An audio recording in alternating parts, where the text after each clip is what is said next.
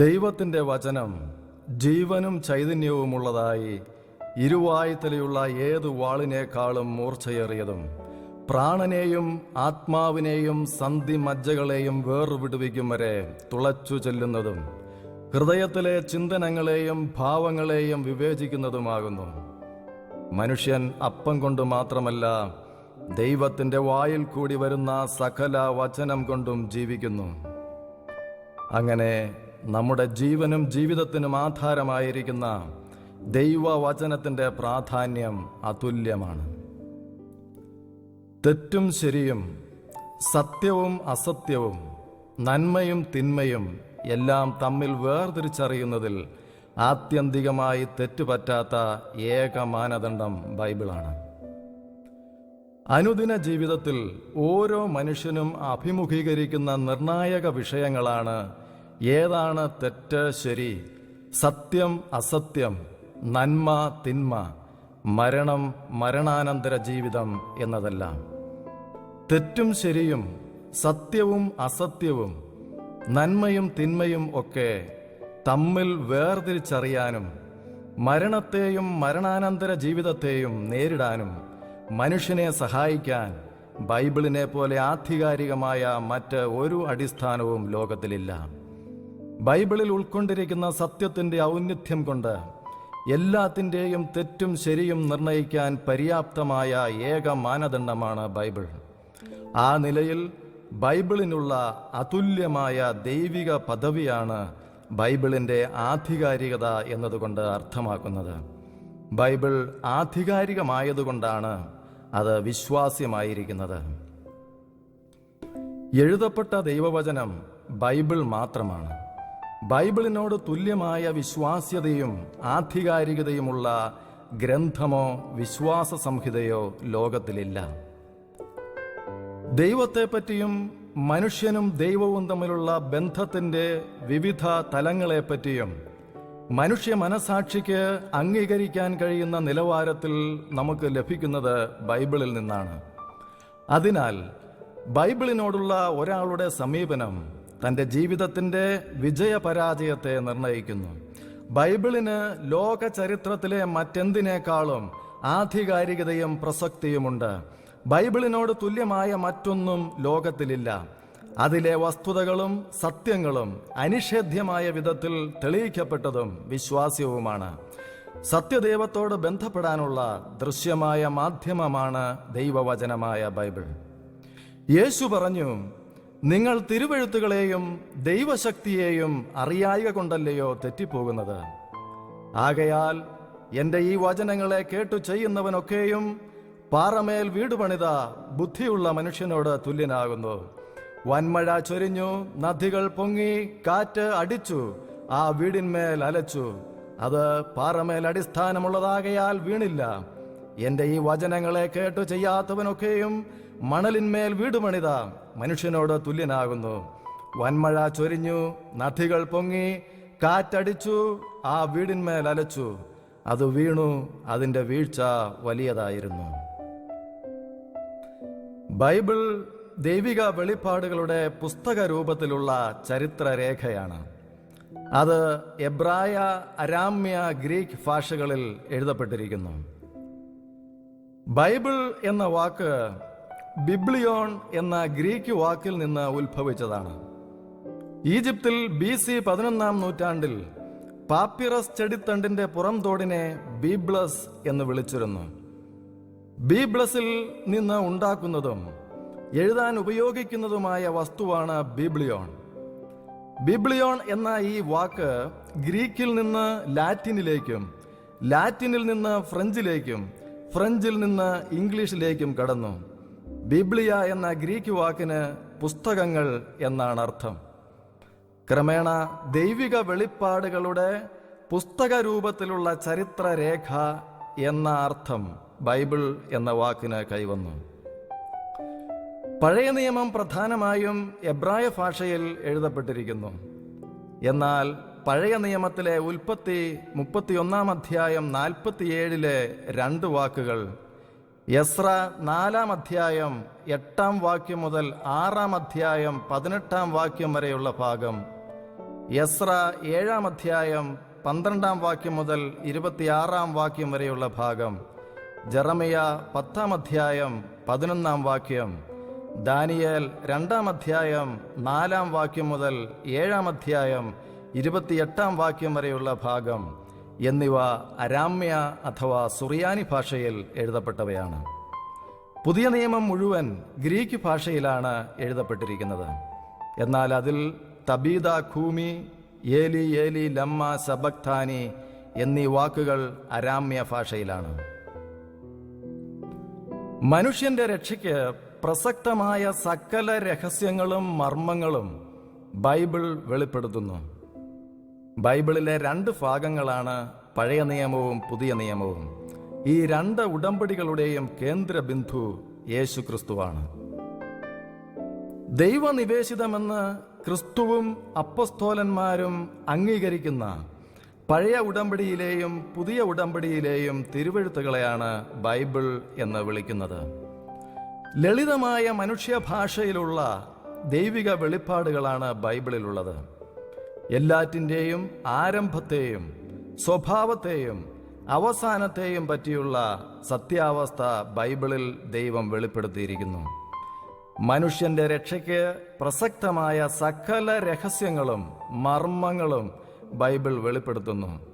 അതിനാൽ ബൈബിൾ കൃത്യമായി മനസ്സിലാക്കുന്നവർക്ക് യാതൊന്നും രഹസ്യമായി അവശേഷിക്കുകയില്ല. ബൈബിളിലെ ഏറ്റവും വ്യക്തമായ 2 ഭാഗങ്ങളാണ് പഴയ നിയമവും പുതിയ നിയമവും. നിയമം, ഉടമ്പടി എന്നിവയ്ക്കുള്ള എബ്രായ പദം ബെരീത്ത് ആകുന്നു. അതിൻ്റെ അർത്ഥം അടിസ്ഥാന പ്രമാണരേഖ എന്നാണ്. ഇംഗ്ലീഷിൽ ഇത് കവനന്റ് എന്ന് അറിയപ്പെടുന്നു. ഗ്രീക്കിൽ ഇതിന് ഡയാഥിക്കെ എന്ന വാക്കാണ് ഉപയോഗിക്കുന്നത്. ഇംഗ്ലീഷിൽ ഇത് ടെസ്റ്റമെന്റ് എന്ന് അറിയപ്പെടുന്നു. സ്രഷ്ടാവായ ദൈവവും പാപം മൂലം ദൈവത്തിൽ നിന്ന് അകന്നുപോയ മനുഷ്യനും തമ്മിൽ വീണ്ടും നിരപ്പ് പ്രാപിക്കുന്നതിനു വേണ്ടി ഉണ്ടാക്കിയ ഉഭയസമ്മതമാണ് ഈ ഉടമ്പടികൾ അഥവാ നിയമങ്ങൾ.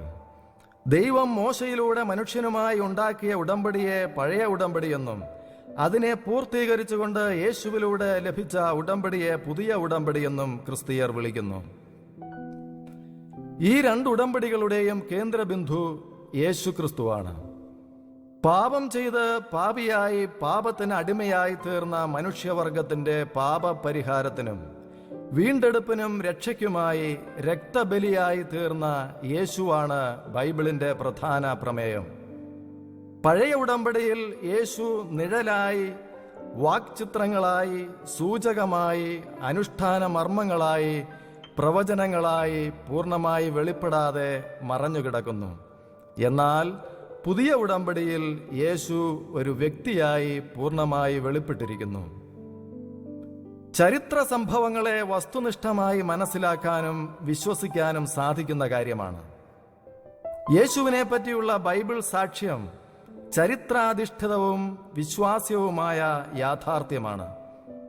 ബൈബിളിന്റെ ചരിത്രപരമായ ആധികാരികതയ്ക്കും വിശ്വാസ്യതയ്ക്കും ബൈബിളിന് അകത്തുനിന്നും പുറത്തുനിന്നും ധാരാളം തെളിവുകളുണ്ട്. ദൈവവചനം ബൈബിൾ മാത്രമാണ് ബൈബിളിന്റെ അകത്തുനിന്നുള്ള തെളിവുകൾ.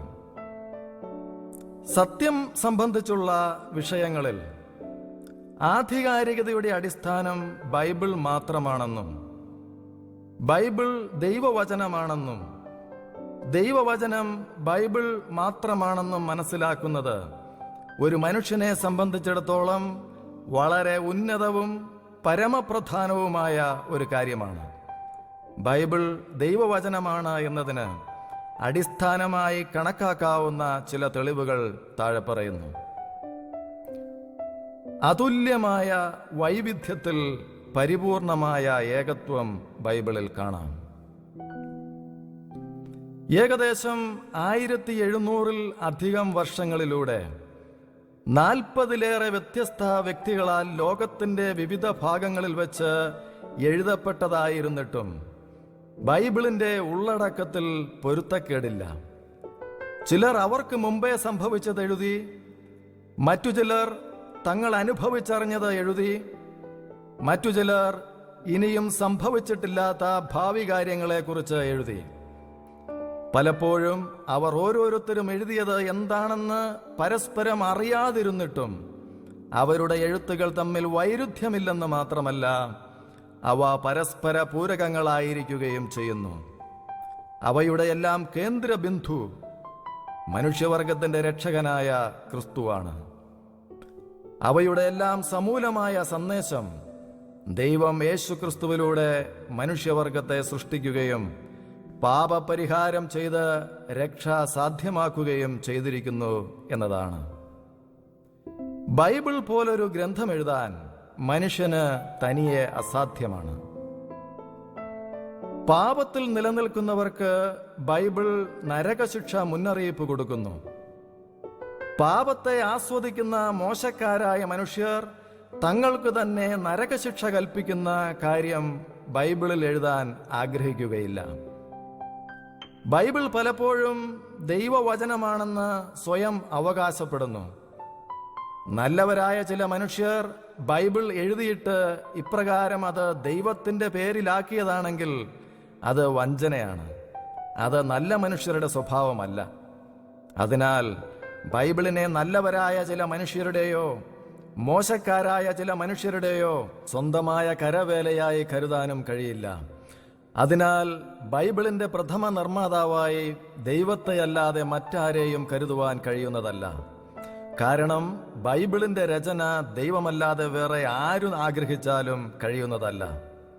അതുമാത്രവുമല്ല, ദൈവമല്ലാതെ മറ്റാർക്കെങ്കിലും അതിന് കഴിയുമെങ്കിൽ പോലും അവർ ബൈബിൾ പോലെയൊരു ഗ്രന്ഥം എഴുതാൻ ആഗ്രഹിക്കുകയുമില്ല. ബൈബിളിന്റെ ഉള്ളടക്കം ദൈവത്തിന്റെ ചിന്തകളും പദ്ധതികളുമാണ്. ബൈബിളിലുള്ളത് ദൈവത്തെക്കുറിച്ചുള്ള മനുഷ്യന്റെ തത്വചിന്തകളല്ല, മറിച്ച് ദൈവത്തിന്റെ ചിന്തകൾ ദൈവം തന്നെ മനുഷ്യർക്ക് നൽകിയതാണ്. അതിൽ ദൈവത്തിൻ്റെയും സാത്താന്റെയും മനുഷ്യന്റെയും സ്വഭാവങ്ങളും പ്രസക്തമായ ചില സംഭവങ്ങളും വസ്തുനിഷ്ഠമായി രേഖപ്പെടുത്തിയിരിക്കുന്നു. ഈ യാഥാർത്ഥ്യം മനസ്സിലാക്കിയാൽ ബൈബിളിന്റെ ദൈവികമായ ആധികാരികത വ്യക്തമാകും. യഹോവയുടെ അരുളപ്പാട് എന്ന പ്രയോഗങ്ങൾ ബൈബിളിൽ ധാരാളമായി കാണാം. ദൈവവചനം നിത്യമാണെന്നും എല്ലാ കാലത്തേക്കും പ്രസക്തമാണെന്നും ബൈബിൾ തന്നെ വ്യക്തമാക്കുന്നു.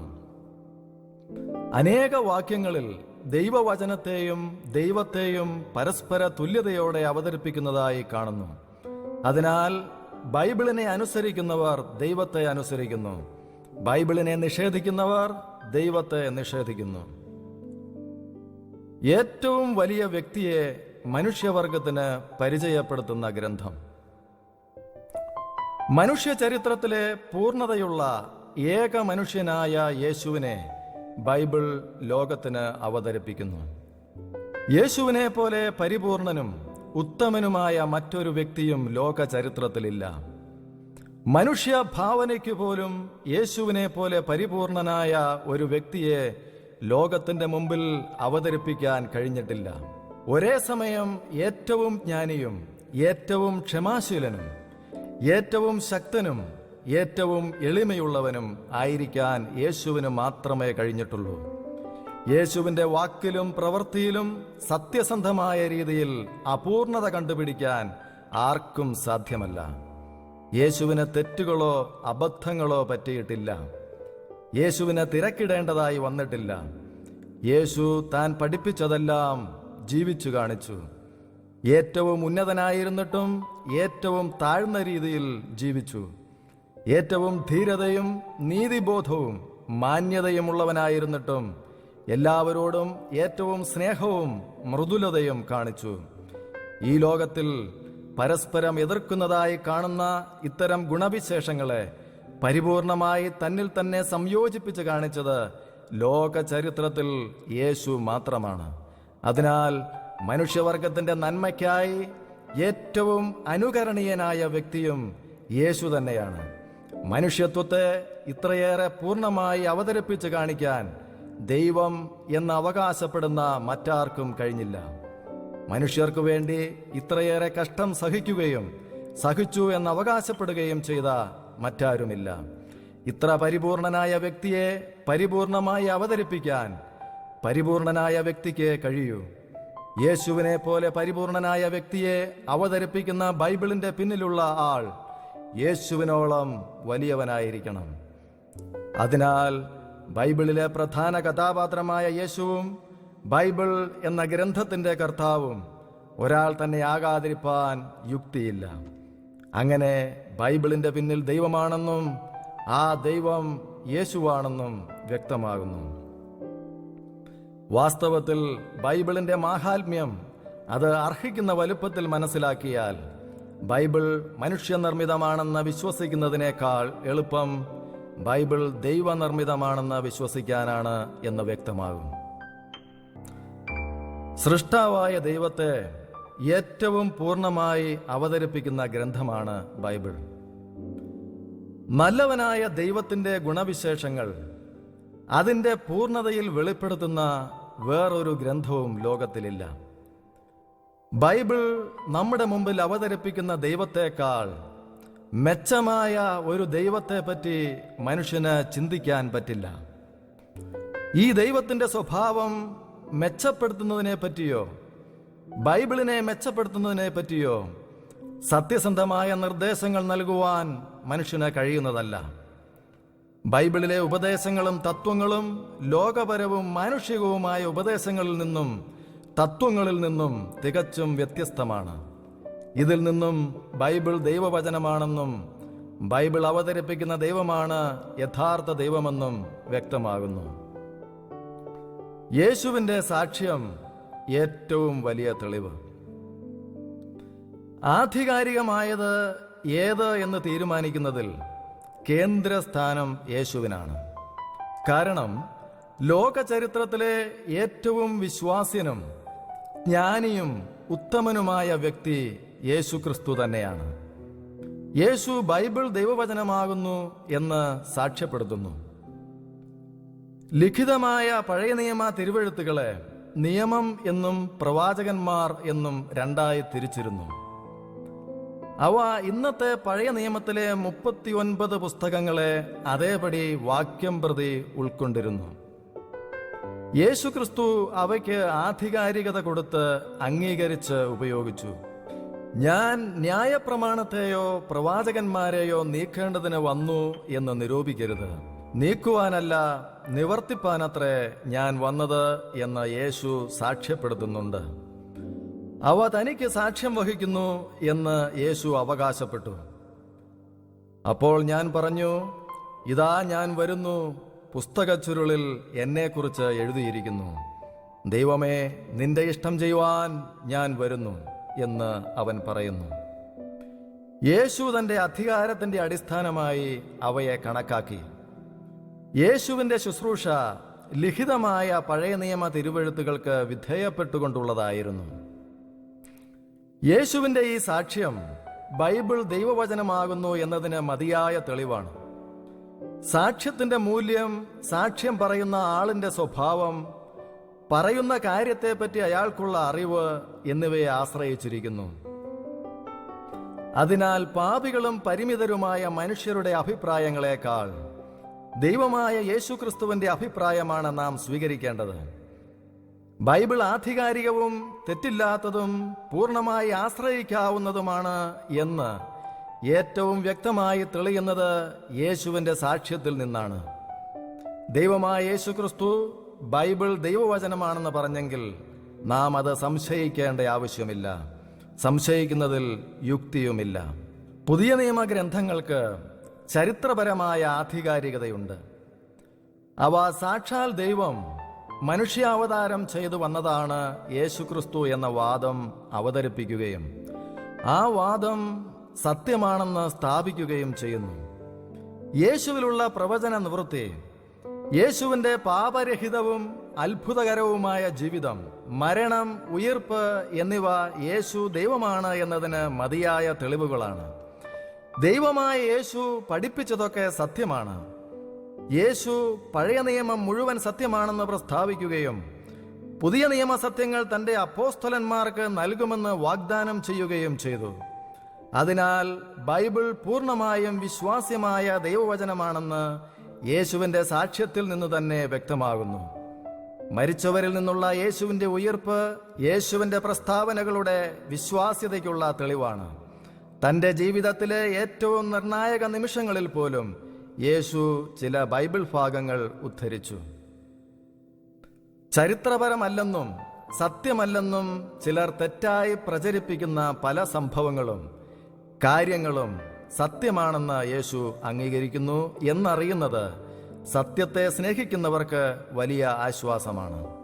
ഇതിന് ചില ഉദാഹരണങ്ങളാണ് പ്രപഞ്ച സൃഷ്ടി, ആദാമിൻ്റെയും ഹവ്വയുടെയും സൃഷ്ടിയും വിവാഹവും, ആബേലിൻ്റെ കൊല, സോദോം, ലോത്തിൻ്റെ ഭാര്യ, ടയർ, സീദോൻ പട്ടണങ്ങൾ, നോഹയുടെ കാലവും ജലപ്രളയവും, മരുഭൂമിയിലെ മന്ന, ജോന മത്സ്യത്തിൻ്റെ ഉദരത്തിലായിരുന്ന സംഭവം, ദാനിയേൽ പ്രവചനം എന്നിവയെപ്പറ്റി യേശു പരാമർശിക്കുന്നത്. മോശയാണ് പഞ്ചഗ്രന്ഥങ്ങൾ എഴുതിയത് എന്ന് യേശു വ്യക്തമാക്കിയതായി സുവിശേഷത്തിൽ കാണുന്നു. മോശ തുടങ്ങി സകല പ്രവാചകരിൽ നിന്നും എല്ലാ തിരുവെഴുത്തുകളിലും തന്നെക്കുറിച്ചുള്ളത് അവർക്ക് വ്യാഖ്യാനിച്ചു കൊടുത്തു. പിന്നെ അവൻ അവരോട്, ഇതാകുന്നു നിങ്ങളോടുകൂടെ ഇരിക്കുമ്പോൾ ഞാൻ പറഞ്ഞ വാക്ക്. മോശയുടെ ന്യായപ്രമാണത്തിലും പ്രവാചക പുസ്തകങ്ങളിലും സങ്കീർത്തനങ്ങളിലും എന്നെക്കുറിച്ച് എഴുതിയിരിക്കുന്നത് ഒക്കെയും നിവൃത്തിയാകണം എന്നുള്ളത് തന്നെ എന്ന് പറഞ്ഞു. തിരുവെഴുത്തുകളെ തിരിച്ചറിയേണ്ടതിന് അവരുടെ ബുദ്ധി തുറന്നു. ക്രിസ്തു കഷ്ടമനുഭവിക്കുകയും 3-ാം നാൾ മരിച്ചവരിൽ നിന്ന് ഉയർത്തെഴുന്നേൽക്കുകയും അവന്റെ നാമത്തിൽ മാനസാന്തരവും പാപമോചനവും യെരൂശലേമിൽ തുടങ്ങി സകല ജാതികളിലും പ്രസംഗിക്കുകയും വേണം എന്നിങ്ങനെ എഴുതിയിരിക്കുന്നു. മോശ നിങ്ങൾക്ക് ന്യായപ്രമാണം തന്നിട്ടില്ലയോ? എങ്കിലും നിങ്ങളിൽ ആരും ന്യായപ്രമാണം ആചരിക്കുന്നില്ല. നിങ്ങൾ എന്നെ കൊല്ലുവാൻ അന്വേഷിക്കുന്നത് എന്ത്? യേശയ്യായുടെ പ്രവചന ഗ്രന്ഥത്തിന് യേശയ്യ എന്ന ഒരാൾ മാത്രമേ ഗ്രന്ഥകർത്താവായിട്ടുള്ളൂ എന്നും യേശു വ്യക്തമാക്കി.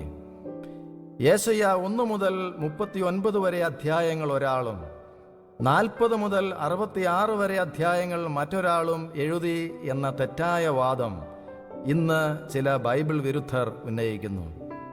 ആ വാദം തെറ്റാണെന്നും യേശയ്യ 1 മാത്രമാണെന്നും യേശു വ്യക്തമാക്കിയിട്ടുണ്ട്. മത്തായി 15-ാം അധ്യായം 7 മുതൽ 9 വരെ വാക്യങ്ങളിൽ യേശയ്യ 6-ാം അധ്യായം 9-ാം വാക്യവും ലൂക്ക 4-ാം അധ്യായം 17 മുതൽ 21 വാക്യങ്ങളിൽ യേശയ്യ 61-ാം അധ്യായം 1ഉം 2ഉം വാക്യങ്ങളും ഉദ്ധരിക്കുന്നു.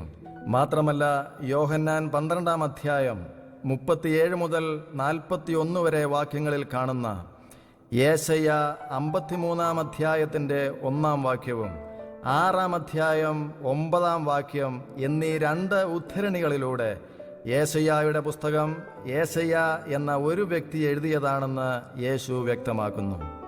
അതുമാത്രമല്ല, കുമ്രാൻ ചുരുളിൻ്റെ ഒരു കോളത്തിൽ തന്നെ യേശയ്യ 38-ാം അധ്യായം 8-ാം വാക്യം മുതൽ യേശയ്യ 40-ാം അധ്യായം 2-ാം വാക്യം വരെ രേഖപ്പെടുത്തിയിരിക്കുന്നത് ബൈബിൾ വിരുദ്ധരുടെ വാദത്തെ തകർത്തു. യേശുവിൽ വിശ്വസിക്കുന്നവർ യേശു വിശ്വസിച്ച കാര്യങ്ങൾ വിശ്വസിക്കണം. യേശു വിശ്വസിച്ച കാര്യങ്ങൾ അവിശ്വസിക്കുന്നത് യേശുവിൽ വിശ്വസിക്കുന്നില്ല എന്നതിൻ്റെ തെളിവാണ്. പുതിയ നിയമ എഴുത്തുകാരുടെ സാക്ഷ്യം. ബൈബിളിന്റെ ചരിത്രപരമായ കൃത്യതയ്ക്ക് യേശുവും പുതിയ നിയമ എഴുത്തുകാരും സാക്ഷ്യം പറയുന്നു.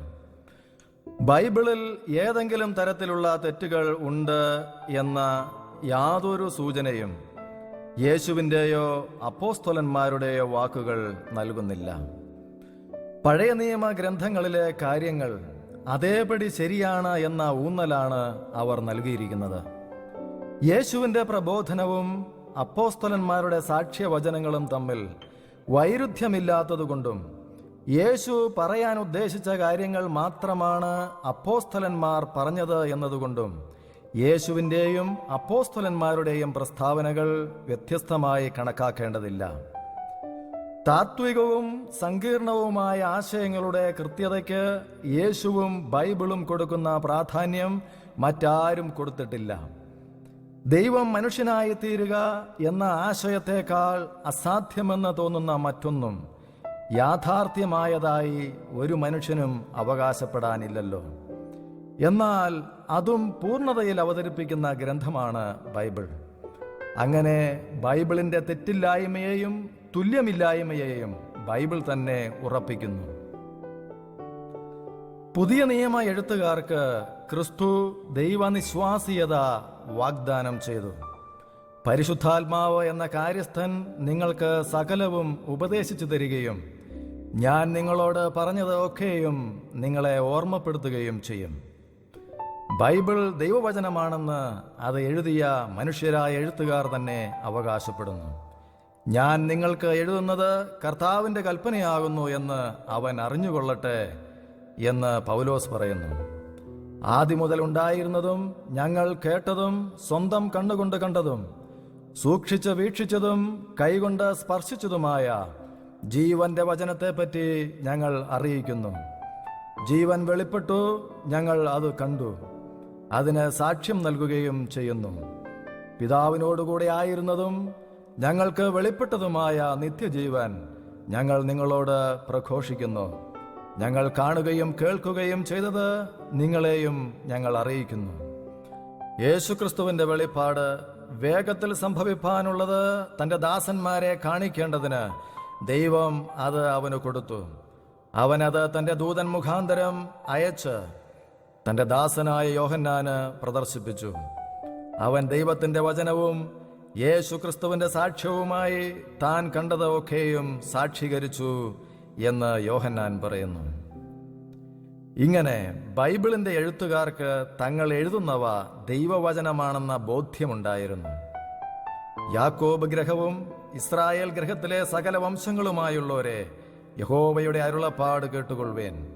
യഹോവ ഇപ്രകാരം അരുളി ചെയ്യുന്നു: നിങ്ങളുടെ പിതാക്കന്മാർ എന്നെ വിട്ടകന്ന് മിഥ്യാമൂർത്തികളോട് ചേർന്ന് വ്യർത്ഥന്മാരായിത്തീരുവാൻ തക്കവണ്ണം അവർ എന്നിൽ എന്തോരു അന്യായം കണ്ടു എന്ന് ജെറമിയ പറയുന്നു.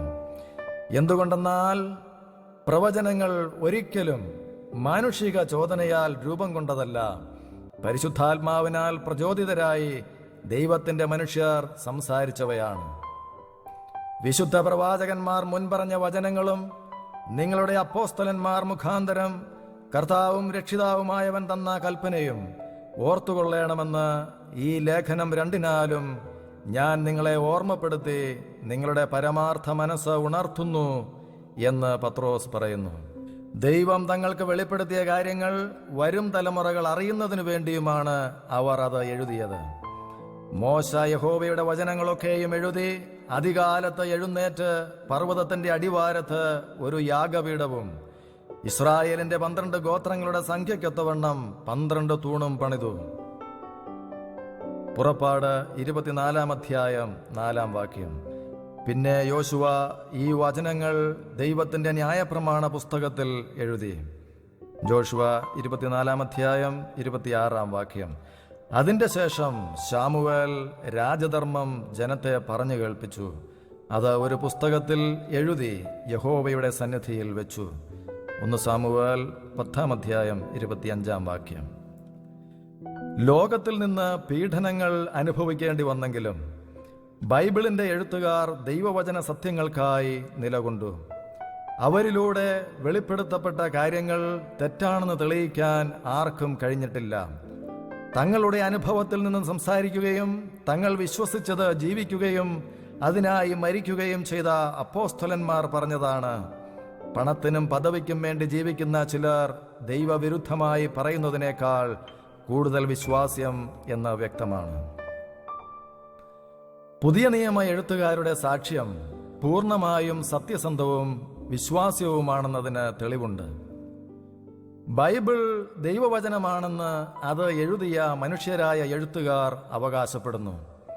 ബൈബിളിന്റെ എഴുത്തുകാർ സത്യസന്ധരല്ലെന്നോ ബൈബിളിൽ വൈരുദ്ധ്യങ്ങളുണ്ടെന്നോ തെളിയിക്കാതെ ബൈബിളിന്റെ അവകാശവാദങ്ങൾ തള്ളിക്കളയുന്നതിൽ ഒട്ടും യുക്തിയില്ല.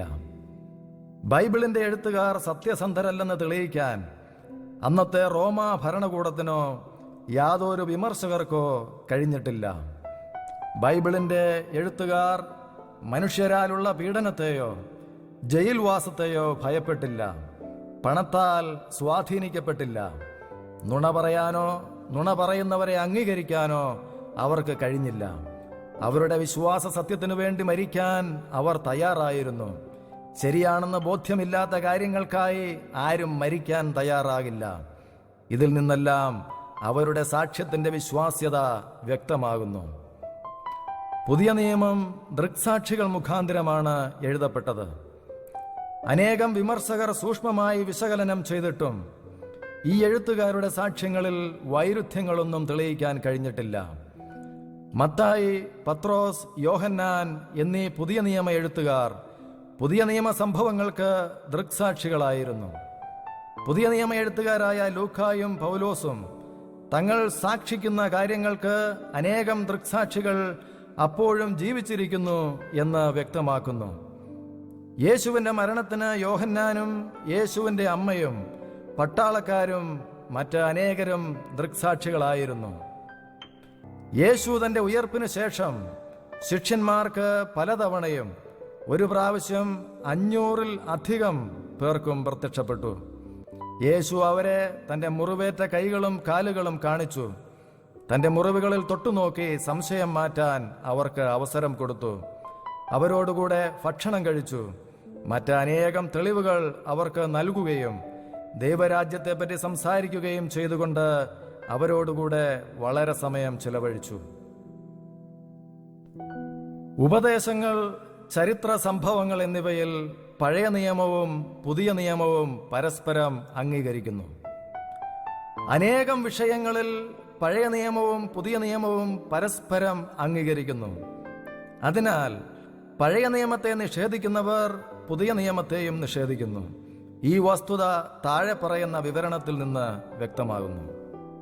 പ്രപഞ്ച സൃഷ്ടി, ആബേലിന്റെ വധം, ഏലിയാവിന്റെ അത്ഭുതങ്ങൾ, മോശയും പിത്തള സർപ്പവും, മോശയും കത്തുന്ന മുൾപ്പടർപ്പും, ഈജിപ്തിൽ നിന്നുള്ള പാലായനം, മന്ന, അബ്രഹാമും ഗോത്രപിതാക്കന്മാരും, ഇസഹാക്കിന്റെ യാഗം, സോദോമിന്റെ നാശം, ജെറീക്കോയുടെ വീഴ്ച, സിംഹക്കൂട്ടിലെ ദാനിയേൽ, പഴയ നിയമ പ്രവാചകർക്ക് ലഭിച്ച പീഡനം തുടങ്ങി ചരിത്രപരമായ അനേകം പഴയ നിയമ സംഭവങ്ങളെ പുതിയ നിയമം എടുത്തു പറഞ്ഞ് അംഗീകരിക്കുന്നു.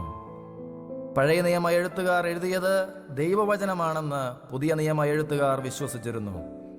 ദൈവം പൗലോസിന് നൽകിയ വെളിപ്പാട് മറ്റ് വെളിപ്പാടുകളുടെ ഉരകല്ലായി നിലകൊള്ളുന്നു.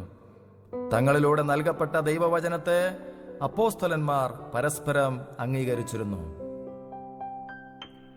പുതിയ നിയമ ഗ്രന്ഥങ്ങളുടെ രചനാകാലം ക്രിസ്തുവിന്റെ ജീവിത സംഭവങ്ങളോട് അടുത്തു നിൽക്കുന്നത് വിശ്വാസ്യതയ്ക്ക് തെളിവാണ്.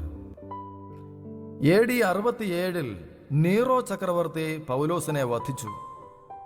പൗലോസിന്റെ ആദ്യ ലേഖനങ്ങൾ AD 60-നും 62-നും ഇടയ്ക്കുള്ള റോമ ജയിൽവാസത്തിന് മുമ്പ് രചിക്കപ്പെട്ടതാണ്. പൗലോസിന്റെ ലേഖനങ്ങളിൽ യേശുവിന്റെ സുവിശേഷത്തിന്റെ അടിസ്ഥാന വസ്തുതകളെല്ലാം അടങ്ങിയിരിക്കുന്നു. പൗലോസ് സംസാരിച്ചതും എഴുതിയതുമായ കാര്യങ്ങൾ യേശുക്രിസ്തുവിന്റെ വെളിപ്പാടിനാൽ പ്രാപിച്ചതാണ്. അവ മറ്റ് പുതിയ നിയമ ഗ്രന്ഥങ്ങളുമായി യോജിച്ചു പോകുന്നു. പൗലോസ് യേശുവിന്റെ ജീവിതത്തിന്റെ ദൃക്സാക്ഷിയായിരുന്നില്ലെങ്കിലും ദൃക്സാക്ഷിയായിരുന്ന പലരുടെയും സമകാലികനായിരുന്നു. യേശുവിന്റെ ജീവിത സംഭവങ്ങൾ നടന്നിട്ട് 30 വർഷത്തിനകം പൗലോസ് തന്റെ ലേഖനങ്ങൾ എഴുതി. താൻ എഴുതിയ കാര്യങ്ങൾ ശരിയാണോ എന്ന് അപ്പോഴും ജീവിച്ചിരുന്ന ദൃക്സാക്ഷികളുമായി പരിശോധിക്കാൻ പൗലോസ് തന്റെ വായനക്കാരെ വെല്ലുവിളിച്ചു. പൗലോസിന്റെ അവകാശങ്ങളിൽ ഏതെങ്കിലും തെറ്റാണെന്ന് ആരെങ്കിലും തെളിയിച്ചതായി യാതൊരു ചരിത്ര രേഖകളുമില്ല. നേരെ മറിച്ച് അവയെല്ലാം സത്യമാണെന്നും അവയെ നിഷേധിക്കുന്നവർ ശിക്ഷാർഹരാകുമെന്നും പത്രോസ് തന്നെ മുന്നറിയിപ്പ് നൽകുന്നു. അങ്ങനെ തന്നെ നമ്മുടെ പ്രിയ സഹോദരനായ പൗലോസും തനിക്ക് ലഭിച്ച ജ്ഞാനത്തിന് തക്കവണ്ണം നിങ്ങൾക്കും ഇതിനെക്കുറിച്ച് സംസാരിക്കുന്ന സകല ലേഖനങ്ങളിലും എഴുതിയിട്ടുണ്ടല്ലോ. അവയിൽ ഗ്രഹിപ്പാൻ പ്രയാസമുള്ളത് ചിലതുണ്ട്. അറിവില്ലാത്തവരും അസ്ഥിരന്മാരുമായവർ ശേഷം തിരുവെഴുത്തുകളെ പോലെ അതും തങ്ങളുടെ നാശത്തിനായി കൂട്ടിക്കളയുന്നു. 2 പത്രോസ് 3-5-16 വാക്യങ്ങൾ. അപ്പോസ്തല പ്രവർത്തികളിൽ പൗലോസിന്റെ ജയിൽവാസത്തെപ്പറ്റി പരാമർശിക്കുകയും പൗലോസ് AD 60-62 ജീവിച്ചിരിക്കുന്നതായി സൂചിപ്പിക്കുകയും ചെയ്യുന്നു. AD 67 പൗലോസ് വധിക്കപ്പെട്ടതിനെപ്പറ്റി പറയുന്നില്ല. അതിൻ്റെ അർത്ഥം പൗലോസിന്റെ സഹപ്രവർത്തകനായിരുന്ന ലൂക്ക അപ്പോസ്തല പ്രവർത്തികൾ AD 62 66 മധ്യേ എഴുതിയെന്നാണ്. ലൂക്കായുടെ സുവിശേഷം അപ്പോസ്തല പ്രവർത്തികളുടെ ആദ്യ ഭാഗമായി പരിഗണിക്കപ്പെടുന്നു. അതിനാൽ ലൂക്കായുടെ സുവിശേഷം AD 62 മുമ്പ് എഴുതപ്പെട്ടു എന്ന് അനുമാനിക്കാം. മർക്കോസ് പത്രോസിന്റെ സഹപ്രവർത്തകനായിരുന്നു. മർക്കോസിന്റെ സുവിശേഷം ലൂക്കായുടെ സുവിശേഷത്തിന് മുമ്പ് എഴുതപ്പെട്ടു എന്ന് പൊതുവെ കരുതപ്പെടുന്നു. അങ്ങനെയെങ്കിൽ മർക്കോസിന്റെ സുവിശേഷം AD 50 മുതൽ 60 കാലഘട്ടത്തിൽ എഴുതപ്പെട്ടിരിക്കണം. മത്തായിയുടെ സുവിശേഷവും AD 60 മുമ്പ് എഴുതപ്പെട്ടിരിക്കണം. യോഹന്നാന്റെ സുവിശേഷം എഴുതിയത് AD 90 കാലഘട്ടത്തിൽ അപ്പോസ്തലനായ യോഹന്നാനാണെന്ന് വ്യക്തമായ തെളിവുണ്ട്. ഇതിൽ നിന്നെല്ലാം പുതിയ നിയമ ഗ്രന്ഥങ്ങൾ യേശുവിൻ്റെ ജീവിതത്തിൻ്റെയും ഉപദേശങ്ങളുടെയും മരണത്തിൻ്റെയും ഉയിർപ്പിൻ്റെയും ദൃക്സാക്ഷികൾ അംഗീകരിച്ച വിവരണങ്ങളാണെന്നും അവയെല്ലാം സംഭവത്തിനു ശേഷം ഏകദേശം 40 വർഷത്തിനകം എഴുതപ്പെട്ടതാണെന്നും വ്യക്തമാകുന്നു. അതിനാൽ പുതിയ നിയമ വിവരണങ്ങൾ ആധികാരികവും വിശ്വാസ്യവുമല്ലെന്ന് വാദിക്കാൻ യാതൊരു ന്യായവുമില്ല. ചില ഭൗതിക ചരിത്ര യാഥാർത്ഥ്യങ്ങളും ബൈബിളിന്റെ ആത്മീയ സത്യങ്ങളും തമ്മിൽ പരസ്പരം ബന്ധപ്പെട്ടിരിക്കുന്നു. ബൈബിളിലെ ആത്മീയ സത്യങ്ങൾ ചില ഭൗതിക ശാസ്ത്രീയ ചരിത്ര വസ്തുതകളുമായി അഭേദ്യമായ നിലയിൽ ബന്ധപ്പെട്ടിരിക്കുന്നു. അതിനാൽ യേശു അംഗീകരിച്ചതും പഠിപ്പിച്ചതുമായ ചില ചരിത്രപരവും ഭൗതികവുമായ യാഥാർത്ഥ്യങ്ങളിൽ വിശ്വസിക്കാൻ കഴിയാത്തവർക്ക് യേശുവിൽ വിശ്വസിക്കാനോ യേശു പഠിപ്പിച്ച ആത്മീയവും സ്വർഗീയവുമായ കാര്യങ്ങളിൽ വിശ്വസിക്കാനോ സാധിക്കില്ലെന്ന് യേശു പറഞ്ഞു. ഭൂമിയിലുള്ളത് നിങ്ങളോട് പറഞ്ഞിട്ട് നിങ്ങൾ വിശ്വസിക്കുന്നില്ലെങ്കിൽ സ്വർഗത്തിലുള്ളത് നിങ്ങളോട് പറഞ്ഞാൽ എങ്ങനെ വിശ്വസിക്കും?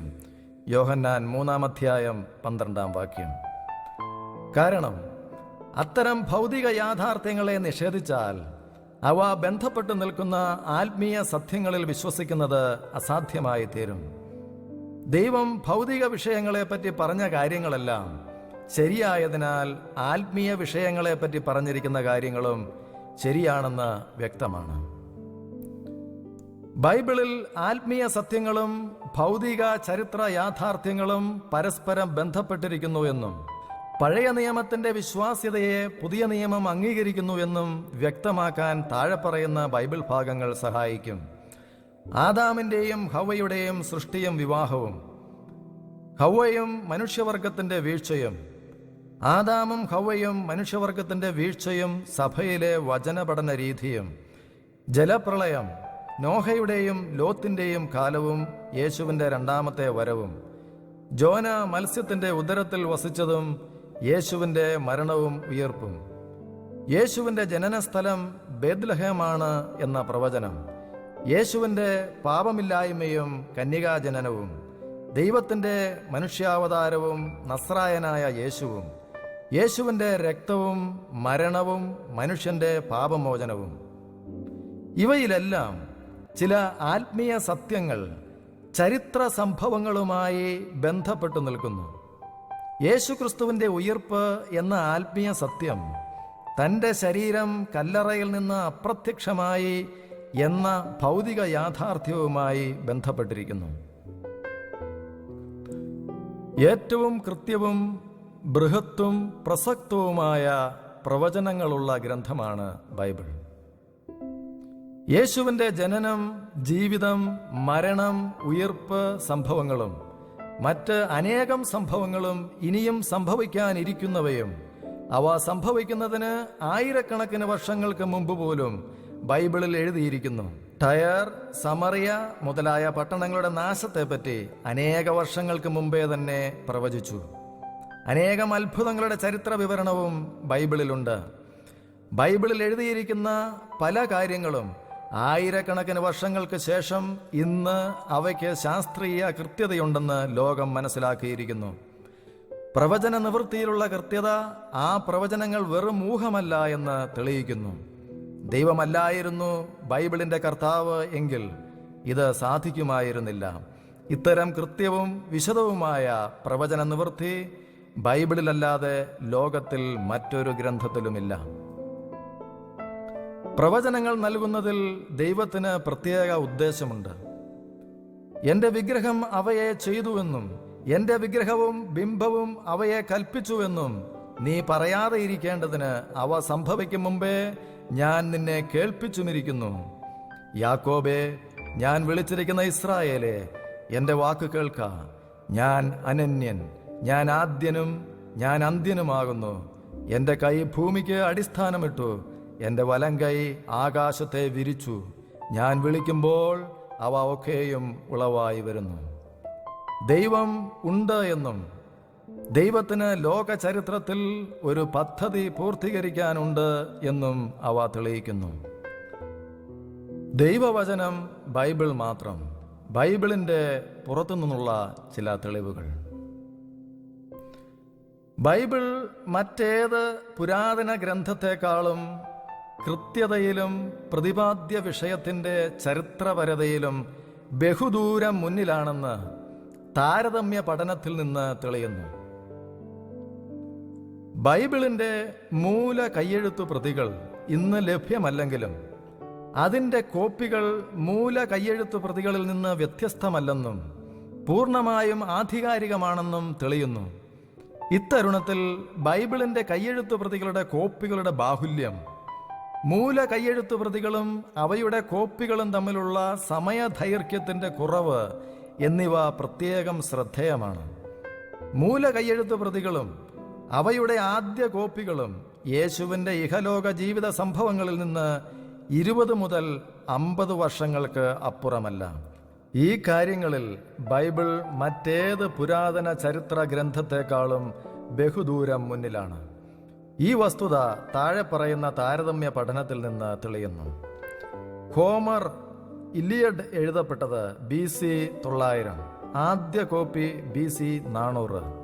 പ്രഥമകൃതിയും ആദ്യ കോപ്പിയും തമ്മിലുള്ള സമയദൈർഘ്യം 500 വർഷം. ലഭ്യമായ കയ്യെഴുത്തു പ്രതികൾ 643. സോഫോക്ലിസ് എഴുതപ്പെട്ടത് BC 496 406 മധ്യേ. ആദ്യ കോപ്പി AD 1000. പ്രഥമകൃതിയും ആദ്യ കോപ്പിയും തമ്മിലുള്ള സമയദൈർഘ്യം 1400 വർഷം.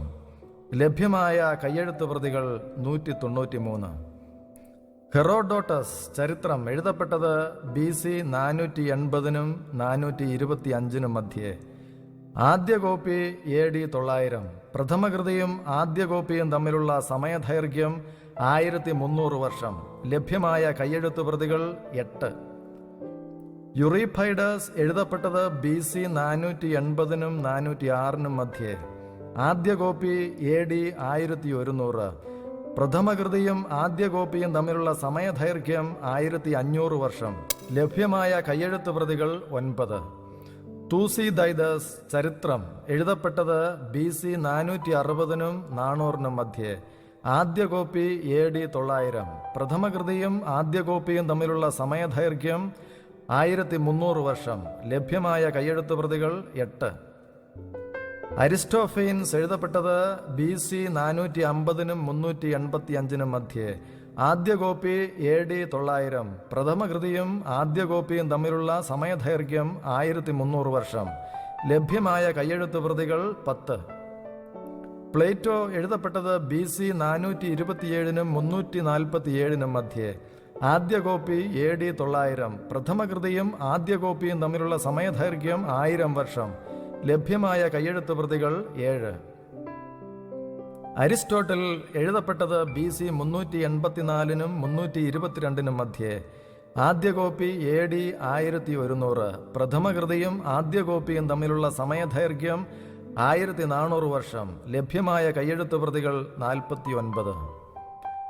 ഡിമോസ്തീനസ് എഴുതപ്പെട്ടത് BC 383 322 മധ്യേ.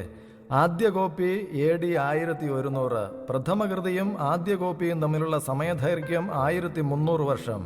ലഭ്യമായ കയ്യെഴുത്ത് പ്രതികൾ 200. സീസർ ഗാൾലിക് യുദ്ധങ്ങൾ എഴുതപ്പെട്ടത് BC 100-നും 44-നും മധ്യേ. ആദ്യ കോപ്പി AD 900. പ്രഥമകൃതിയും ആദ്യ കോപ്പിയും തമ്മിലുള്ള സമയദൈർഘ്യം 1000 വർഷം. ലഭ്യമായ കയ്യെഴുത്ത് പ്രതികൾ 10. കാറ്റുള്ളസ് എഴുതപ്പെട്ടത് BC 54. ആദ്യ കോപ്പി AD 1550. പ്രഥമകൃതിയും ആദ്യ കോപ്പിയും തമ്മിലുള്ള സമയദൈർഘ്യം 1600 വർഷം. ലഭ്യമായ കയ്യെഴുത്ത് പ്രതികൾ 3. ലിവി റോമ ചരിത്രം എഴുതപ്പെട്ടത് BC 59-നും AD 17-നും മധ്യേ. ആദ്യ കോപ്പിയുടെ കാലം വ്യക്തമല്ല. ലഭ്യമായ കയ്യെഴുത്ത് പ്രതികൾ 20. പ്ലീനി നാച്ചുറൽ ഹിസ്റ്ററി എഴുതപ്പെട്ടത് AD 61-നും 113-നും മധ്യേ. ആദ്യ കോപ്പി AD 850. പ്രഥമകൃതിയും ആദ്യ കോപ്പിയും തമ്മിലുള്ള സമയദൈർഘ്യം 750 വർഷം. ലഭ്യമായ കയ്യെഴുത്ത് പ്രതികൾ 7. സ്യൂട്ടോണിയസ് എഴുതപ്പെട്ടത് AD 75-നും 160-നും മധ്യേ. ആദ്യ കോപ്പി AD 950. പ്രഥമകൃതിയും ആദ്യ കോപ്പിയും തമ്മിലുള്ള സമയദൈർഘ്യം 800 വർഷം. ലഭ്യമായ കയ്യെഴുത്ത് പ്രതികൾ 8. ടാസിറ്റസ് അനൽസ് എഴുതപ്പെട്ടത് AD 100. ആദ്യ കോപ്പി AD 1100. പ്രഥമകൃതിയും ആദ്യ കോപ്പിയും തമ്മിലുള്ള സമയദൈർഘ്യം 1000 വർഷം. ലഭ്യമായ കയ്യെഴുത്ത് പ്രതികൾ 20. പുതിയ നിയമം എഴുതപ്പെട്ടത് AD 40-നും 90-നും മധ്യേ. ആദ്യ കോപ്പി AD 70-നും 125-നും മധ്യേ. ലഭ്യമായ കയ്യെഴുത്ത് പ്രതികൾ 24,000. ഗ്രീക്കിൽ മാത്രമായി 5309. ഈ താരതമ്യ പഠനത്തെപ്പറ്റി കൂടുതൽ വിവരങ്ങൾക്ക് Norman L. Geisler and Nix എഴുതിയ a general introduction to Bible page 408-ഉം Josh McDowell evidence that demands a verdict volume 1-ഉം കാണാവുന്നതാണ്. കയ്യെഴുത്ത് പ്രതികൾ പകർത്തി എഴുതുന്നതിൽ ബൈബിളിന് അവകാശപ്പെടാവുന്നത്ര കൃത്യത മറ്റൊരു പുരാതന ഗ്രന്ഥത്തിനും അവകാശപ്പെടാനാവില്ല. പുരാതനമായ മറ്റ് ഏത് ഗ്രന്ഥത്തെക്കാളും അധികം കയ്യെഴുത്ത് പ്രതികൾ പുതിയ നിയമത്തിനുണ്ട്. പ്രഥമകൃതിയും കയ്യെഴുത്ത് പ്രതികളും തമ്മിലുള്ള സമയദൈർഘ്യവും മറ്റേത് പുരാതന ഗ്രന്ഥത്തെക്കാളും കുറവാണ്. മറ്റു ചില ഗ്രന്ഥങ്ങളുടെ പ്രഥമകൃതി എഴുതി 1000-ലധികം വർഷങ്ങൾക്ക് ശേഷമാണ് ആദ്യ കോപ്പി എഴുതപ്പെടുന്നത്.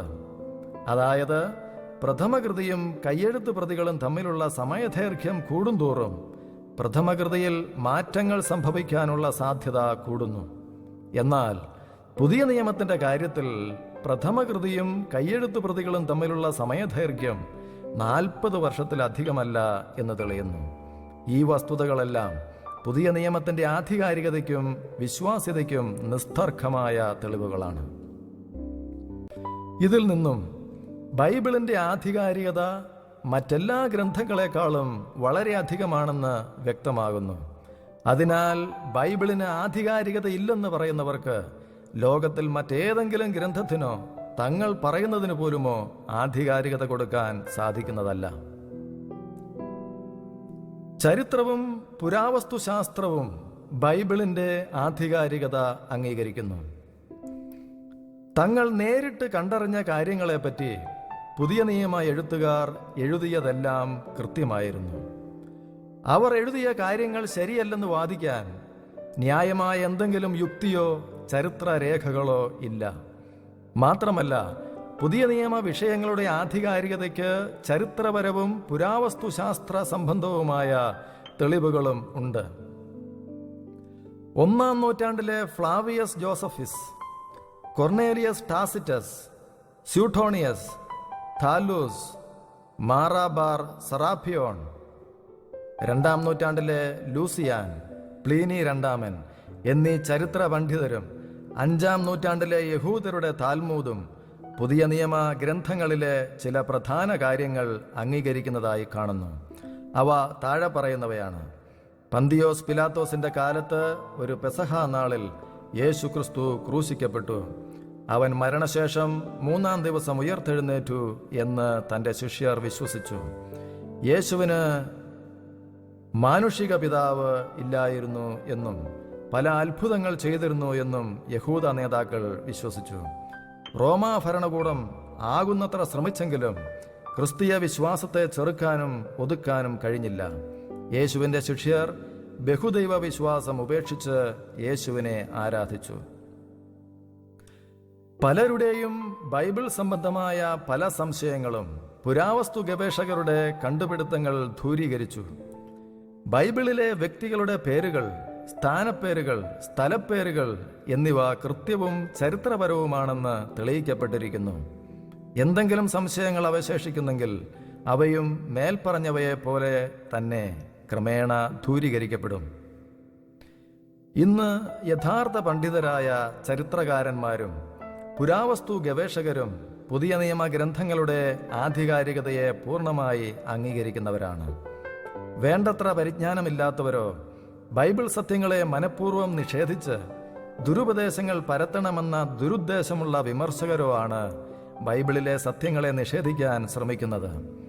വാസ്തവത്തിൽ അത്തരക്കാരുടെ വിമർശനത്തിന് ആധാരമായ വിഷയങ്ങളൊക്കെ പുരാവസ്തു ഗവേഷണത്തിലൂടെ ഇതിനോടകം തന്നെ ദൂരീകരിക്കപ്പെട്ടതാണ്. ഈ വസ്തുത മനസ്സിലാക്കാതെയാണ് ചിലർ ഇന്നും ബൈബിളിനെ അന്ധമായി അവിശ്വസിക്കുകയും വിമർശിക്കുകയും ചെയ്തു പോരുന്നത്. ശാസ്ത്രവും ബൈബിളിന് അനുകൂലമാണ്.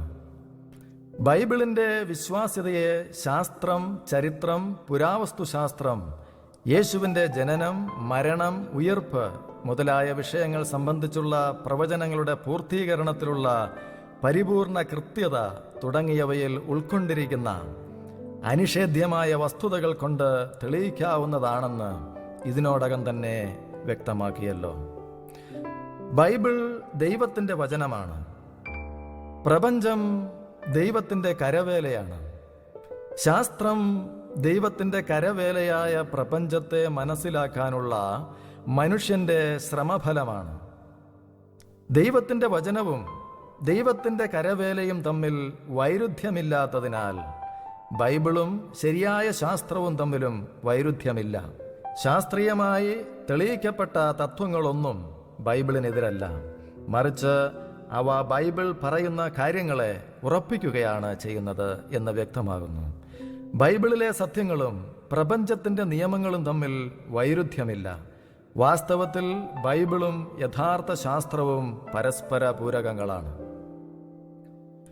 ലോക ചരിത്രത്തിലെ ഏറ്റവും പ്രഗത്ഭരായ ശാസ്ത്രജ്ഞന്മാരിൽ പലരും ബൈബിൾ സത്യങ്ങളെ അംഗീകരിച്ചവരായിരുന്നു.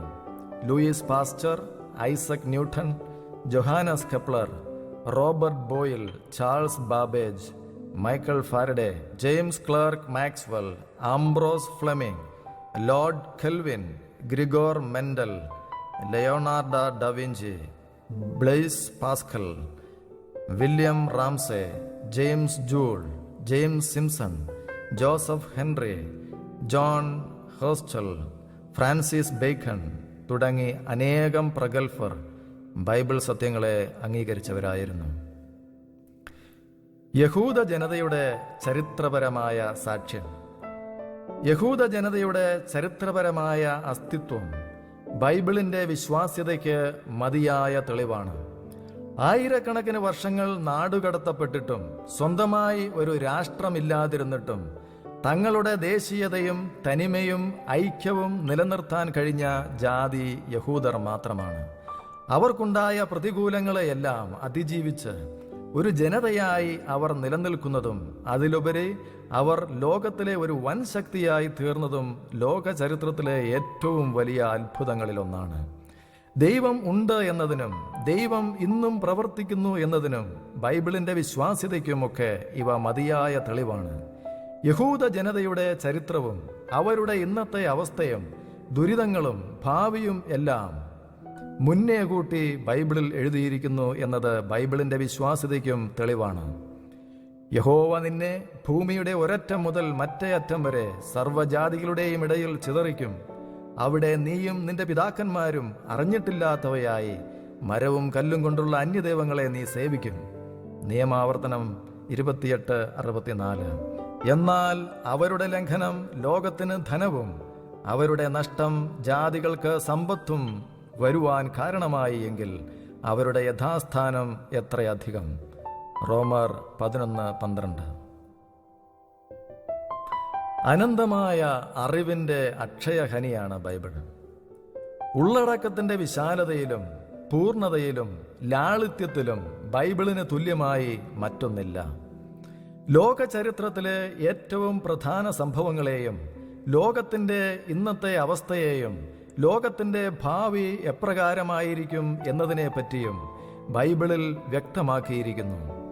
അങ്ങനെ ബൈബിളിനെ പോലെ പ്രവചന മൂല്യമുള്ളതും ഈ ലോകത്തിൻ്റെയും മനുഷ്യ ജീവിതത്തിൻ്റെയും അർത്ഥത്തെപ്പറ്റി ഇത്ര ആഴമായ ഉൾക്കാഴ്ച നൽകുന്നതുമായ മറ്റൊരു ഗ്രന്ഥം ലോകത്തിലില്ല.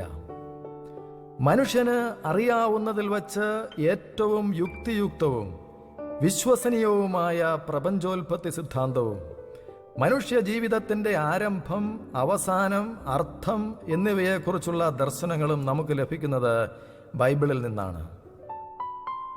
തിന്മ, സാത്താൻ, മരണം, സ്വർഗം, നരകം എന്നിവയെപ്പറ്റിയും ഇത്രയേറെ വ്യക്തമാക്കുന്ന മറ്റൊരു സ്രോതസ് മനുഷ്യവർഗത്തിന് ലഭ്യമല്ല. മനുഷ്യന് തൻ്റെ മരണാനന്തര ജീവിതത്തെക്കുറിച്ച് ഇത്ര ഉന്നതവും ഉത്തമവുമായ പ്രതീക്ഷ നൽകുന്ന മറ്റൊരു ഗ്രന്ഥവുമില്ല. പല വിജ്ഞാനീയ ശാഖകളും അറിവിൻ്റെ അടിസ്ഥാനമായി ബൈബിളിനെ കണക്കാക്കുന്നു. പുസ്തകരചനയിലും പ്രസംഗത്തിനും ബൈബിളിനെ പോലെ ഉപയോഗിക്കപ്പെടുന്ന മറ്റൊരു ഗ്രന്ഥവുമില്ല. കൂടുതൽ പഠിക്കും തോറും കൂടുതൽ പഠിക്കാനായി അവശേഷിക്കുന്നുവെന്ന് പഠിതാക്കൾ സമ്മതിക്കുന്ന ഗ്രന്ഥമാണ് ബൈബിൾ. ബൈബിൾ മുഴുവൻ പഠിച്ചു തീർത്തു എന്ന് സത്യസന്ധമായി ആർക്കും പറയാൻ കഴിയാത്തത് അത് നിത്യമായ ദൈവവചനമായതിനാലാണ്. ഹൃദയത്തിൻ്റെ അവസ്ഥയനുസരിച്ച് സത്യത്തെ വിളമ്പുന്ന ഗ്രന്ഥമാണ് ബൈബിൾ. ആത്മാർത്ഥതയോടെ വായിക്കുന്ന സാധാരണക്കാരന് സത്യം മനസ്സിലാകും. എന്നാൽ ആത്മാർത്ഥതയില്ലാതെ വായിക്കുന്ന ബുദ്ധിജീവികൾക്കും പണ്ഡിതർക്കും അതിൻ്റെ സത്യം മറഞ്ഞിരിക്കും. അഹങ്കാരികൾക്ക് മനസ്സിലാക്കാനും അംഗീകരിക്കാനും കഴിയാത്ത വിധവും സത്യത്തിനായി ദാഹിക്കുന്നവർക്കും എളിമയുള്ളവർക്കും എളുപ്പത്തിൽ മനസ്സിലാക്കാനും അംഗീകരിക്കാനും കഴിയുന്ന വിധത്തിലുമുള്ള അവതരണം ബൈബിൾ ദൈവവചനമാണ് എന്നതിന് തെളിവാണ്. സാധാരണക്കാർക്കും പണ്ഡിതർക്കും മനസ്സിലാവുന്നതും അതേസമയം തന്നെ ഇരുകൂട്ടർക്കും വെല്ലുവിളി ഉയർത്തുന്നതുമായ ഗ്രന്ഥമാണ് ബൈബിൾ. ബൈബിൾ എല്ലാ കാലങ്ങളിലും എല്ലാ മനുഷ്യർക്കും പ്രസക്തമായും പുതുമയുള്ളതായും തങ്ങളുടെ ഏറ്റവും ആഴമായ ആത്മീയ ആവശ്യങ്ങളെ തൃപ്തിപ്പെടുത്തുവാൻ കഴിവുള്ളതായും അനുഭവപ്പെടുന്നു. കാരണം ബൈബിളിൻ്റെയും മനുഷ്യാത്മാവിൻ്റെയും സൃഷ്ടാവ് ദൈവം തന്നെയാണ്. അനുദിന ജീവിതത്തിൽ ബൈബിളിലെ നിബന്ധനകൾ പാലിക്കുന്നവർക്ക് ബൈബിളിലെ വാഗ്ദാനങ്ങൾ നിറവേറിക്കിട്ടുന്നതായി കാണുന്നു. ഏറ്റവും ഉന്നതമായ ധാർമ്മികതയുള്ള ഗ്രന്ഥമാണ് ബൈബിൾ. ബൈബിളിനെ പോലെ മനുഷ്യ സംസ്കാരത്തെയും ശാസ്ത്രത്തെയും സ്വാധീനിക്കുകയും മനുഷ്യ ജീവിതങ്ങളെ നന്മയ്ക്കായി രൂപാന്തരപ്പെടുത്തുകയും ചെയ്ത മറ്റൊരു ഗ്രന്ഥവുമില്ല. എല്ലാ കാലത്തെയും എല്ലാ തരങ്ങളിലുമുള്ള ആളുകളുടെ ഏറ്റവും അടിസ്ഥാനപരമായ ആവശ്യങ്ങൾക്കും പ്രശ്നങ്ങൾക്കും ഉത്തരം നൽകാൻ ബൈബിളിന് കഴിയുന്നു. ബൈബിളിനെയും ബൈബിൾ സത്യങ്ങളെയും നിഷേധിക്കുന്നവർ അന്ധതയിലും അന്ധകാരത്തിലും നിലനിൽക്കുന്നതായി കാണുന്നു. ബൈബിളിൻ്റെതിനേക്കാൾ മെച്ചമായ ധാർമ്മികത മനുഷ്യവർഗത്തിന് നൽകിയ മറ്റൊരു ഗ്രന്ഥവുമില്ല. മനുഷ്യവർഗത്തിന് അറിയാവുന്നതിലും ഊഹിക്കാവുന്നതിലും വെച്ച് ഏറ്റവും ഉന്നതമായ ധാർമ്മിക നിലവാരം ബൈബിളിൽ കാണുന്നു. ആ നിലവാരത്തിൽ ജീവിച്ച് യേശു നമുക്ക് മാതൃക കാണിച്ചു തന്നു. യേശുവിനെ അനുകരിച്ച് ജീവിക്കുമ്പോൾ യേശുവിൻ്റെ ഉന്നത ധാർമ്മിക നിലവാരത്തിലേക്ക് വളരാനും യേശുവിനെ പോലെ ആയിത്തീരാനുമുള്ള അനന്ത സാധ്യതകൾ നമുക്ക് ലഭിക്കുന്നു. ബൈബിൾ നൽകുന്ന ധാർമ്മികതയേക്കാൾ മെച്ചമായ ഒരു ധാർമ്മികതയെപ്പറ്റി മനുഷ്യന് ചിന്തിക്കാൻ പോലും പറ്റില്ല. സ്നേഹത്തെ ഇത്ര വിശാലമായി അവതരിപ്പിക്കുന്ന മറ്റൊരു ഗ്രന്ഥവുമില്ല. മറ്റ് മത തത്വ സംഹിതകളിലെ ധാർമ്മികതയും ബൈബിൾ നൽകുന്ന ധാർമ്മികതയും തമ്മിലുള്ള അന്തരം അനന്തമാണ്. അവയെല്ലാം കൂട്ടിച്ചേർത്താലും ബൈബിൾ നൽകുന്ന ധാർമ്മിക നിലവാരത്തിന് അടുത്തെത്താൻ കഴിയില്ല. അതിനാലാണ് ലോകരാജ്യങ്ങളുടെ ഭരണഘടനകളും കോടതി നിയമങ്ങളും നീതിന്യായ വ്യവസ്ഥകളും സത്യപ്രതിജ്ഞകളുമെല്ലാം ബൈബിളിനെ അടിസ്ഥാനമാക്കി നിലനിൽക്കുന്നത്. അതുല്യമായ സ്വാധീനമാണ് ബൈബിളിന് ലോക ചരിത്രത്തിൽ ഉണ്ടായിട്ടുള്ളത്. ലോകത്ത് ആദ്യമായി യന്ത്രസഹായത്താൽ അച്ചടിക്കപ്പെട്ട പുസ്തകം ബൈബിളാണ്. ലോകത്തിൽ ഏറ്റവും അധികം ഭാഷകളിലേക്ക് വിവർത്തനം ചെയ്യപ്പെട്ടതും ഏറ്റവും അധികം വിൽക്കപ്പെട്ടതുമായ ഗ്രന്ഥം ബൈബിളാണ്. ഇന്ന് ലോകത്തിലെ പല മ്യൂസിയങ്ങളിലും ബൈബിളിന്റെ ചരിത്ര രേഖകൾ പ്രധാന ആകർഷണങ്ങളാണ്.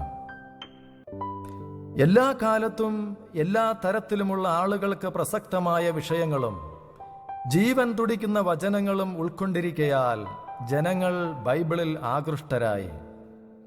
മനുഷ്യജീവിതത്തിന്റെ ഏത് ഇരുണ്ട സാഹചര്യത്തിലും പ്രത്യാശ നൽകാൻ കഴിയുന്ന മറ്റൊരു ഗ്രന്ഥവുമില്ല. സാഹിത്യകാരും പണ്ഡിതരും എഴുതിയതല്ലെങ്കിലും ഉന്നത സാഹിത്യമൂല്യമുള്ള ആഴമായ അറിവിൻ്റെ ഉറവിടമായി അത് ഇന്നും ശോഭിക്കുന്നു. ആർക്കും അത് മുഴുവൻ പഠിച്ചു തീർക്കാനോ അതുപോലെ മറ്റൊന്ന് ഉണ്ടാക്കാനോ കഴിയുകയുമില്ല. ബൈബിൾ ഇന്നത്തെ രൂപത്തിലും പൂർണ്ണതയിലും മനുഷ്യവർഗത്തിന് ലഭ്യമായിട്ട് ഏതാണ്ട് 2000-ഓളം വർഷമായി. ബൈബിളും ക്രിസ്തുവും ഇന്നും ജനഹൃദയങ്ങളിൽ മറ്റെന്തിനേക്കാളും സ്ഥാനം നേടിക്കഴിഞ്ഞിരിക്കുന്നു.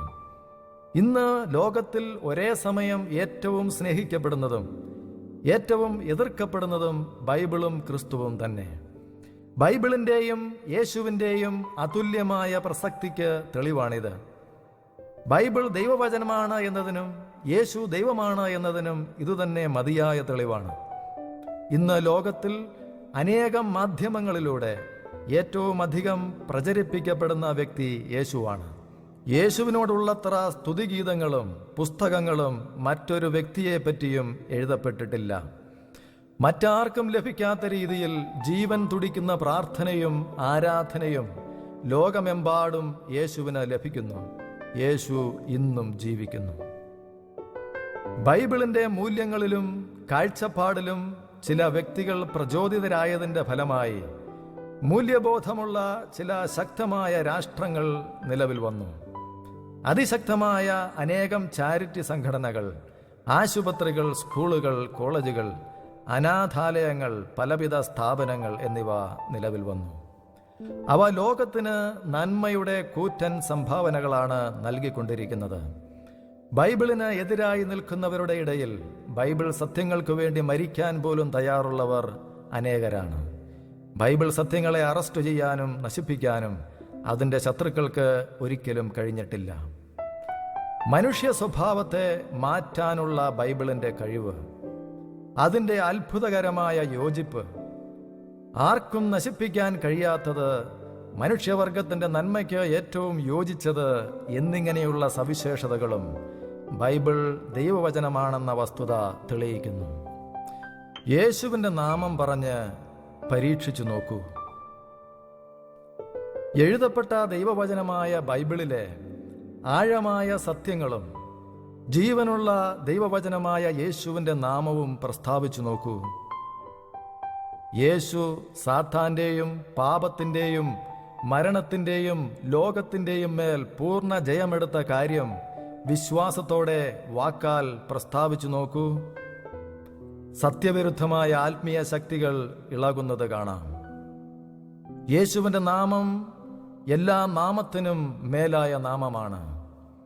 യേശുവിൻ്റെ നാമത്തിങ്കൽ സ്വർലോകരുടെയും ഭൂലോകരുടെയും അധോലോകരുടെയും മുഴങ്കാലൊക്കെയും മടങ്ങുകയും എല്ലാ നാവും യേശു ക്രിസ്തു കർത്താവ് എന്ന് പിതാവായ ദൈവത്തിൻ്റെ മഹത്വത്തിനായി ഏറ്റുപറയുകയും ചെയ്യേണ്ടി വരും. കൂടുതൽ തെളിവുകളുടെ ആവശ്യമില്ല. ഈ കാരണങ്ങളെല്ലാം കണക്കിലെടുക്കുമ്പോൾ ലോകത്തിലുള്ള മറ്റെല്ലാ ഗ്രന്ഥങ്ങളെക്കാളും ആധികാരികത ബൈബിളിനുണ്ടെന്ന് മാത്രമല്ല, ബൈബിൾ ദൈവത്തിൻ്റെ വചനമാണെന്നും വ്യക്തമാകും. ഇത്രമാത്രം ആഴമേറിയതും താത്വികവും ക്രമീകൃതവുമായ അവകാശവാദങ്ങൾ ഉന്നയിക്കാൻ തക്കതായ മറ്റൊന്നും ലോകത്തിൽ ഇല്ല. ബൈബിളിൻ്റെ ആധികാരികതയെപ്പറ്റി ഇപ്രകാരം മറ്റ് പല കാര്യങ്ങളും പറയാൻ കഴിയുമെങ്കിലും ഇതുതന്നെ ധാരാളമാണ്. അതിനാൽ സത്യസന്ധമായി ചിന്തിക്കുന്നവർക്ക് ബൈബിളിൻ്റെ ആധികാരികത അംഗീകരിക്കാതിരിക്കാനും ബൈബിൾ സത്യങ്ങളിൽ വിശ്വസിക്കാതിരിക്കാനും സാധ്യമല്ല.